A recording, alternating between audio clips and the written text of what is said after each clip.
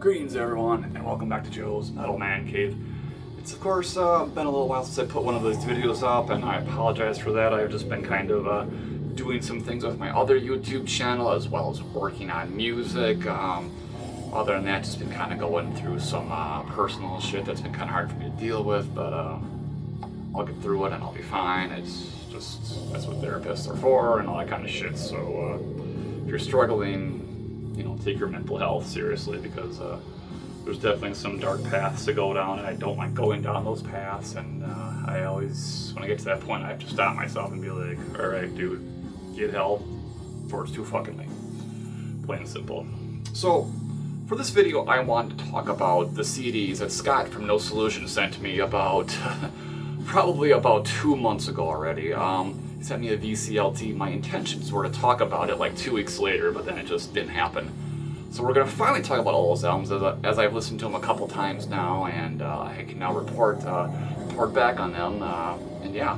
And Scott, I had intended to send you something as well. In fact, I've had a pile of like 5 or 6 CDs sitting on the floor over here since like the day you sent me that VCLT. I just haven't gotten around to sending it to it. So check your mail. You're going to get something soon.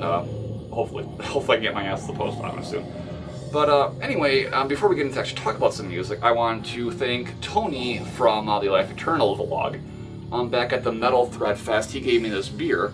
And this is the brewery he works at, which is called the Runaway Micropub and Nano Brewery.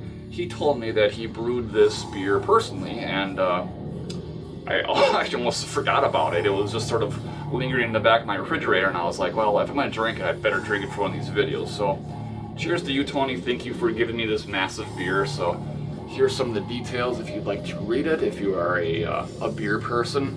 I know I am.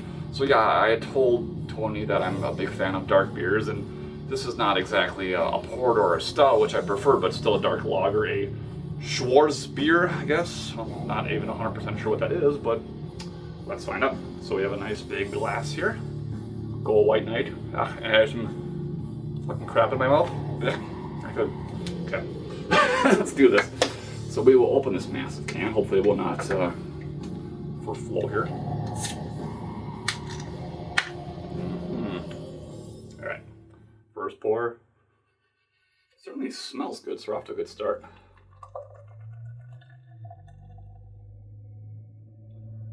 Beer porn or something close to it. Yeah. Alright, so cheers, Tony. Cheers to anyone out there drinking. That is a very, very good beer. It's kind of caramel-y, not too hoppy, sweet. It's a good fucking beer, Tony. You know what you're doing, man. So cheers once again, everyone. Let's get into it.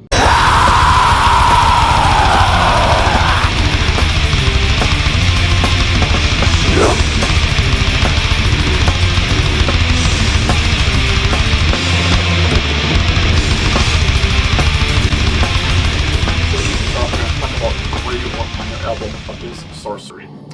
So Graveworm is a long-running project from Pennsylvania.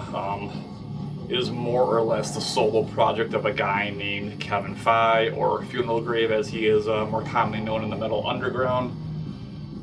The band has been going since about 1992, originally under the name Dominion, and they went through a few other names and eventually settled on Graveworm in the early 90s and released several albums throughout the 90s, and then finally released their debut album in 2000 through Barbarian Wrath Records from Germany. Now, Barbarian Wrath Records is an interesting record label that I came across back in maybe 2001, 2002. They were one of those labels that really pushed for like the trueness thing, I guess. Thinking back to like the early 2000s, I guess there was a lot of people that were, you know, fed up with what black metal or death metal had become at that point. And yeah, Barbarian Wrath was one of those labels that really pushed for that trueness, and that was like the benchmark of the label. So they only signed like black and death metal bands, thrashers.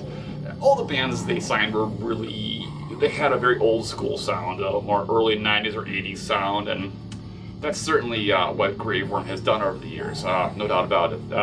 So Funeral Grave has released no less than 17 full-length albums over the years, several splits, a live album, maybe an EP or something I saw in there too when I was looking through the the Metal Archives discography, but this particular record was released on Forbidden Records, which label I'm not familiar with at all. But Graveworm, and then kind of going back to Barbarian Wrath, I made one single order with Barbarian Wrath back in the day, and I think it was because when I was in my early 20s there, I got sort of intimidated by the trueness factor of black metal. Like, I got a lot of dumb shit in my head, like, basically, like, I couldn't listen to black metal that had maybe gothic or symphonic undertones to it or whatever. And I went down that rabbit hole for maybe a year where I was like, I can only listen to true black metal or whatever, you know, raw black metal is all I can listen to. And then, mind you, I discovered some cool bands during that period, but I did buy a lot of absolutely worthless records that I ended up selling not too long afterwards. And I actually had Graveworm's first album back then, and I thought it was okay, I guess, and that was it. I didn't, you know, it was cool. It was a throwback record, and back in 2000, I guess, it was cool to hear a throwback record or whatever. But now hearing this album here, it would be probably safe to say that Graveworm has based their entire career around being a retro band. That's not to say that they're not, well, they're not original, let's just be honest here. They're what we have here is basically sort of a black and thrash hybrid. It's mostly mid-paced, and comparatively it feels like it's paying tribute to like Hellhammer, Satanus, Profanatica, you know, stuff like that. It's all very mid-paced and very similar, I guess, from song to song. It certainly has some head-bobbing qualities to it, but it's nothing that's really blowing my mind, I guess. I would say if this was more like an EP and maybe like 4 or 5 songs, I probably would have enjoyed it more, but generally speaking, it's just kind of, it's almost background music. I mean, it's not terrible, but I mean, you really gotta really just have a strong passion for just old school sounding, I guess. I like, I'm not always just like a meat and potatoes kind of listener, I guess. I kind of maybe prefer a little something more with my black metal, and yeah. So there we have the album cover, certainly casting some sorcery on the back. There she is again, or one of her accomplices, looks like Lady Death from, not Marvel Comics, but something like that. Image Comics, maybe? Yeah, maybe you know what I'm talking about. Well, whatever, it doesn't really matter. So yeah, I mean, I'm sure Kevin has, you know, gotten a lot of respect and his followers throughout the years, but I don't know, like I said, I've heard that first album, and mind you, it's been 20 years since I heard it, but this doesn't sound like there's been much evolution within his music, and this is pretty simplistic and straightforward and to the point, but if you just like really old school 80s sort of proto black metal, you'll probably dig this. So, Graveworm, Abyss Sorcery. Continuing, we are going to talk about Illness and Sirs. This is an interesting one. So, Illness is, at least on Metal Archives, labeled as a Norwegian-Polish band or project. Interestingly, none of the members actually come from Norway, but one of the members at some point in time moved to Norway and then continued to work with some members that are from Poland. So I guess as such they get labeled as a Norwegian-Polish band. Sure, fine, whatever. I guess that works. And then it's paired up with this band known as SIRS, which is an acronym for Systematic Inflammatory Response Syndrome. And SIRS is a sort of a noise ambient, dark ambient, experimental project from Poland. This is an interesting split, and not necessarily in a good way. So there's a lot of problems with this disc right from the get-go. Like, first of all, you have the very generic album cover. I don't even know. It's called Drowning in Schizophrenic Depression. So my first impression of this was going to be, oh, Jesus fucking Christ, DSBM, and I hate DSBM. I can't even explain how much I hate DSBM. Years ago, an old friend of mine, he was quoted as saying, DSBM is the last bastion of quality in the world, and that's pretty fucking spot on. I think DSBM is absolutely awful. There's a few exceptions, and maybe I'll do a video one day talking about those exceptions, but I think as a whole, DSBM is fucking terrible. Fortunately, this is not DSBM, but thematically it's definitely got that going on here. Illness is more of a mid-paced, fast black metal band. They have programmed drums, there's some keyboards, the vocals are very standard, and it's just, I mean, there's a few cool riffs here and there. It has a certain atmosphere to it, but it's pretty, it's just, not much is happening there. I think it's really boring. I mean, yeah. So then, Surge then, and like, I want to put this really close to the camera so you can see this. Take a look at this logo here, and I will say this, I am a fan of illegible logos, but what the fuck, like, what is that even? It literally looks like they just took some Photoshop brushes and like, oh cool, we have a logo. Like, that's what it looks like to me. Nowhere, as long as I've stared at that logo, have I been able to see the three letters SIRS. I don't see it. I don't get it, man. So anyway, SIRS music, as kind of already described, is dark ambient, noisy ambient, experimental music with just a lot of samples overlaid about depression and schizophrenic. It just sounds like it's taken from like some medical documentary. It's hopelessly boring, and I like that kind of music here and there, but it's generic, it's bad. And apparently this project is done by a single member who goes under the name L Ghost. And L Ghost, from about 2016 to 2017, put out several albums and then just sort of disappeared. So I don't know if he killed himself or what, but he put out several he put out like 10 full-length albums in 2017 or 2000, like, just, I don't know, man. But, it's not good. Like, even if you're a fan of dark ambient, there's so much better choices. It's very bad. So anyway, there's the back cover, or front cover again, there's the back cover. And even to add more sort of ridiculousness to this this recording, or these bands, I guess. Both of the bands, in a lame attempt to try to like look cool or look more special, they've decided on like some really special genre classifications for themselves.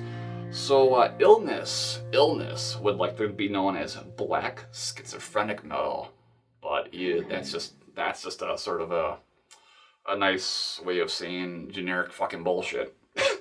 Whereas SIRS would like to be called minimalist, nihilistic, sick, deep depression, dark ambient. What? Minimalist for sure. Sick or depressive? No.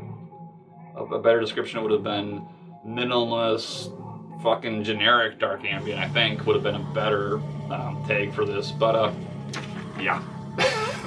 Next. Okay, continuing on, we have Suicidal Nazareth.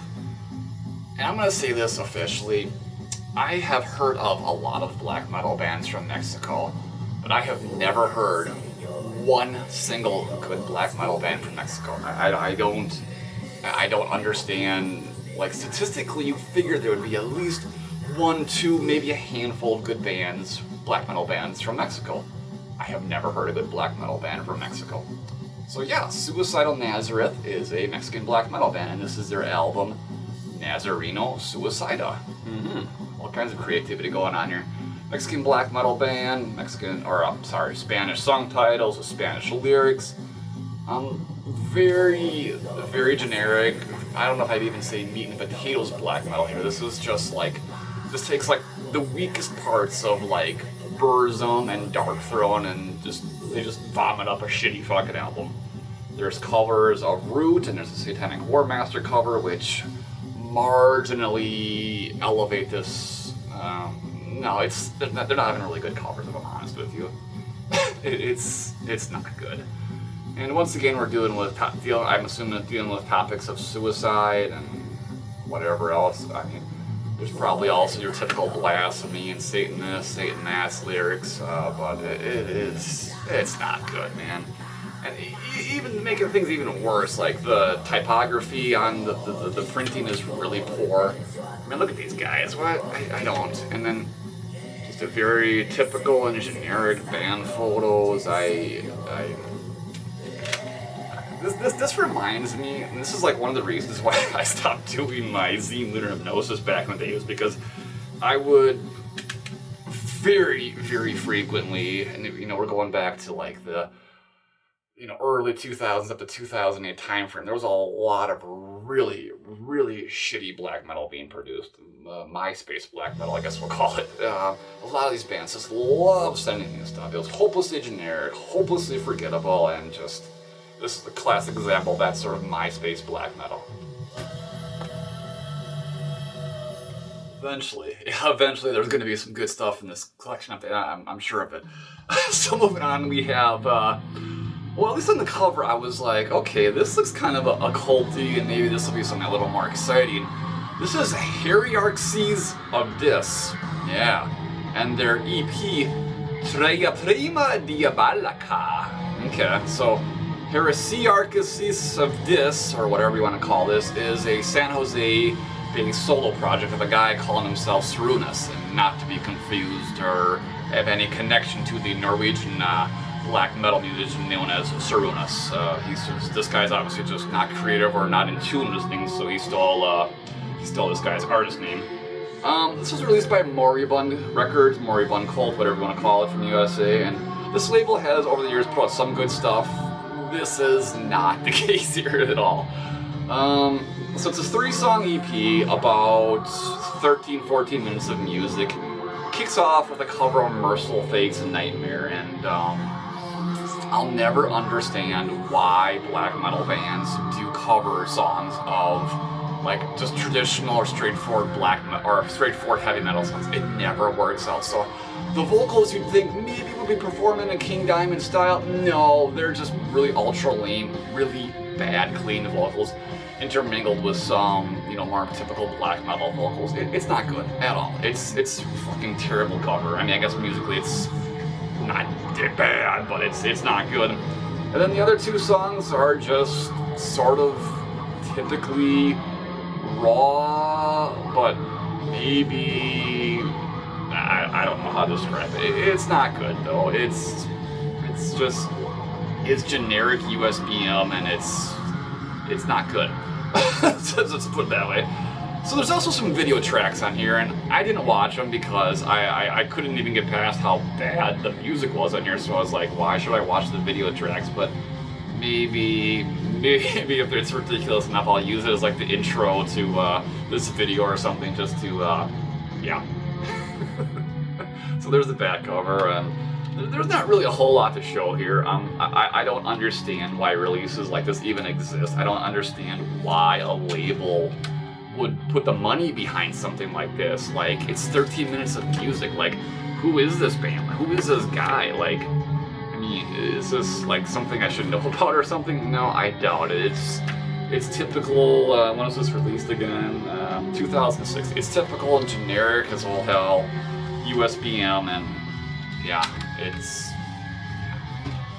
okay. So moving on, we are going to talk about 1349 and their album Demon Noir. So as a starting point, I used to own this album, so this might be an indication of where this review is going. But I originally bought this album back in 2010 when 1349 was touring the United States with Lecherous Nocturne, Skeleton Witch, and Cannibal Corpse. I bought it on the tour. The tour was almost canceled, I believe, because Frost, the drummer, had some sort of criminal record, so they wasn't 100% sure if he was going to be able to enter the United States, but I guess it all worked out and they were able to do the tour. And that particular show is also sort of special to me because it was the first time I got like a photo pass from a club to basically take photos in the photo pit, and I got some cool photos that night, so it's kind of a special gig for me. And yeah, I bought this album on that evening. So yeah, there's a little bit of personal connection to this album. But how is the album itself? Well, let's get to that in a minute, actually. 1349 is a now, I guess, long-running Norwegian black metal band. They started in 1999 or 2000, and they are more or less a band that I think sort of helped save the Norwegian black metal scene. I know some people will say the Norwegian black metal scene has just been fine and dandy over the years, but if you flash back to the early 2000s, the releases from Emperor, Immortal, and Satyricon tell a much different story, in my opinion. They're terrible. They're terrible. And there wasn't really much underground, nor more underground Norwegian black metal bands that were doing anything interesting around that time period either, save for Winder. But of course, they more fall into the Viking metal kind of genre anyway. And then of course, Valfar passed away in early 2004, so they couldn't continue onward. So yeah, 1349 was sort of a breath of fresh air and trueness in the style, and then sort of rock star Norwegian black metal scene. I guess we'll go with that. Yeah, all the bands are just kind of like, yeah, we're gonna make a living off this stuff. Yeah, what's up? Yeah, that's kind of how it felt like. And fuck Satyricon, by the way. I hate that shit so much. Anyway. So 1349, in particular, their albums Liberation and Hellfire were like a middle finger into all of like the lame Norwegian black metal that was coming out at the time, all of the just lame black metal in general. It was just full-on blast beat driven and very, very good black metal. And then after Hellfire, which is the pinnacle of their career, they put out Revelations as the Black Flame, which was more of an experimental release. They slowed the tempo up, and there was just some it wasn't good. I didn't like it, so I sold that one almost right after getting it. And then I was like, well, let's take a shot on Demon Noir. So Demon Noir it has its faster spots or faster speedy pace to it. It's mostly fast black metal, but it's definitely the tempo in certain sections is slower. There's also a lot of just short ambient pieces. There's like some random piano tinkling and shit like that here. There's some more like experimental sort of like effects on some of the vocals. I don't know. It's not terrible, but it's not great. I guess that's the thing. And this was actually the last 1349 album I heard, as I just kind of gave up on the band after that. But hearing it again and then kind of like realizing that this album sort of has a personal connection because of that old tour with Cannibal Corpse and me taking photos and being up close to the band. I guess I will definitely keep this now, and whether or not I'll ever play it again is another story. But it's not bad. It's not terrible. It's just it's not the direction I would have liked to see 1349 going. But then again, had they just stayed in that typical blast beat driven style, it may have become stale anyway. I don't know. I mean, it's anyone's guess, I guess. Maybe they could have found a better way of approaching it. I don't really know. But yeah, this is nothing mandatory, but definitely one of the better ones for this collection update so far. Alright, we have one more to talk about for this collection update, and I hope you enjoyed this, even though I basically said nothing good about any of these albums up until this point. And that's important because there is at least one good album in this collection update, and that album is Clandestine Blaze's Harmony of Struggle. So, Harmony of Struggle by Clandestine Blaze. Clandestine Blaze is a Finnish black metal solo project of a man who is known as Mikko Espa. Mikko is commonly known as the vocalist of the band of my Shredder here, Decibel Omega, and he's also the owner and runner, or whatever label owner, of Northern Heritage Productions, which has put out a lot of good music over the past 20 years or so. But yeah, Clandestine Blaze has always been his little child that he's always just kind of done solo, and always been kind of pushed in the background. He's never really promoted it greatly, but it's gotten a good amount of attention because it's on Northern Heritage and because of who he is and his place in the scene and all that kind of stuff. So, flashing back to like 2000 or whatever, I bought Clandestine Blaze's Fire Burns in Our Heart, which was released on blackmetal.com, and it was awful. It literally was like the worst, most trivial, benign, and just boring moments of early Darkthrone and Burzum slapped together in an album and released, and I guess people are supposed to like it. I don't think anyone does. It's horrible.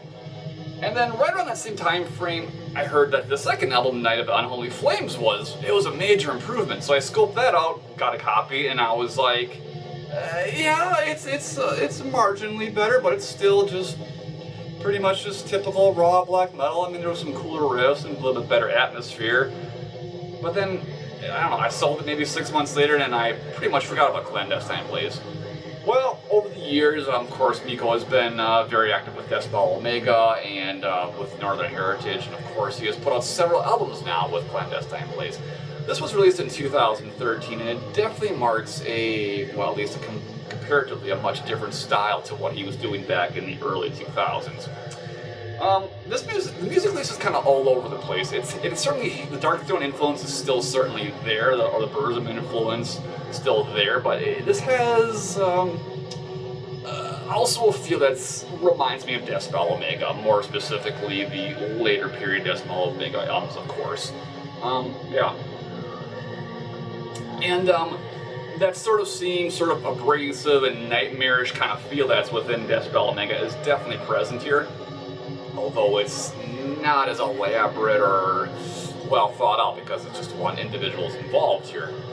But yeah, the songs kind of revolve around a more faster black metal style to a more Dark Throne Celtic Frost kind of, you know, slow or dirgy kind of jam and head bombing kind of stuff to something maybe a little more doomy, and then just really just, I guess abrasive would be the best way to put it. It sounds like almost as if like his influences from being involved in like the noise and power electronics scene is kind of seeping through here a little bit. It sounds like it's kind of getting it, but without actually having like that obvious influence. It has that sort of atmosphere to it, I guess would be the best way to put it. And this would be a really good album because there's some great riffs, there's a great atmosphere, there's some atmospheric keys here and there, and the vocals are pretty strong too. I've always liked his voice. He's got a very unique voice amongst the thousands of black metal bands out there. There's just one problem out there with this album that really holds it back, and that is the drums, or what I'm assuming is a drum machine. And I've probably made this reference before, but the double bass literally just sounds like a hammer just pounding on the wall really fast. It's like, it's so just mechanical and just boring sounding. It's sort of louder in the mix too, so you really hear it. And then there's the occasional drum roll, but that's it. The drums are unbelievably simplistic. And I don't buy for a minute that he couldn't find a good drummer to drum on this. I mean, think of all the bands he works with, and he's from Finland. Let's just be honest. There's good drummers he could have contacted. So why use a drum machine, or if this is real drumming, why, if you're just that bad or just that generic of a drummer, why go down that path? I don't know.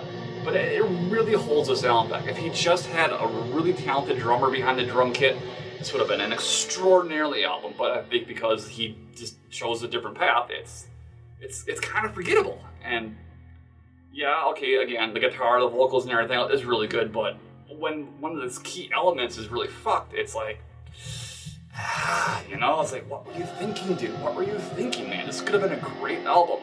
But nevertheless, I do enjoy this, and it's definitely the cream of the crop of everything that Mr. Scott from No Solution sent me. So, taking a look at this booklet here, it definitely, I think, has a sort of, I don't know, more modern black metal look with the visual aesthetic and all that. And I like this, and I'm actually really curious now to hear more of Clandestine Blaze. So if some of this other stuff that he's done in the past 10 or 12 years is any good, definitely let me know, because I'd definitely be very curious to hear about it. But anyway, this is a decent record, definitely one I'm going to keep and probably throw on once in a while. So yeah, that is Clandestine Blaze's Harmony of Struggle. Well, that'll do it for this collection update, and I have to thank you, Scott, for sending me this stuff. It wasn't exactly a match made in heaven or hell, but it was interesting, and I love examining records, be they good or bad, and so yeah. Anyway, thank you, Scott, for that. I'm going to send some stuff to you for real this time, and thank you, Tony, once again for the beer. I think I'm going to keep drinking and maybe just film some more reviews while I'm at it, because I'm feeling it right now. This is a really good beer, and you know, when you got the beer flowing and you got the good mood going, you might as well just keep filming videos or fucking drinking or whatever you want to do. Anyway, cheers, see you next time, bye.